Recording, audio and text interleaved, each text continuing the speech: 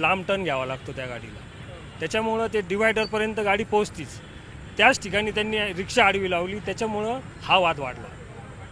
काय केलं त्यांनी नेमकं? रिक्षा आडवी लावून दिली होती टर्न मारताना, म्हणून त्याला काढायला सांगितलं, तर त्यांनी शिवी दिली आणि त्यावेळेस त्याला काही सांगायला गेलं, त्यांनी डायरेक्ट मारहाण चालू केली असताना आम्ही तिथं पळत गेलो का वो जास्त मार लागू नये म्हणून त्या ज्यांनी सुरुवातीला मारत होतं त्याला आम्ही साईडला केलं.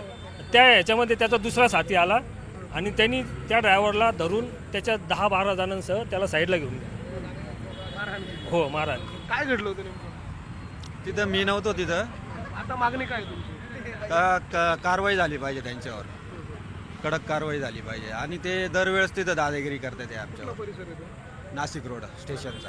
रेल्वे स्टेशनच्या परिसरात. आता तुमची मागणी काय असणार आहे आणि भूमिका काय आहे? नाशिक रोड फक्त एवढंच की नाशिक रोड म्हणा किंवा तपोवन डेपो म्हणा, प्रत्येक टायमाला दादागिरीने चालले पाहिजे. काय झालं तर आम्हाला सेफ्टी पाहिजे, कारण आम्हाला कोणत्या प्रकारची सेफ्टी नाही आहे. आम्हाला पोलीस स्टेशनला जरी गेलं तरी पण FIR झाली पाहिजे किंवा न्याय मिळाला पाहिजे. आम्हाला फक्त एवढीच मागणी. आता बस बंद केलं का? बंद नाही केलं आम्ही, बंद नाही केलं. याला बंद नाही म्हणता येणार. हा एक विरोध आहे. हा विरोध म्हणजे आज त्या ड्रायव्हरवर ती वेळ आली, उद्या आमच्यावर पण ती वेळ येणार.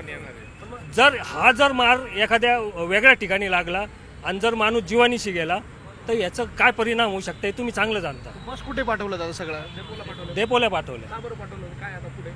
आता कारवाई होत नाही तोपर्यंत काढणार नाही बा. काढणार नाही.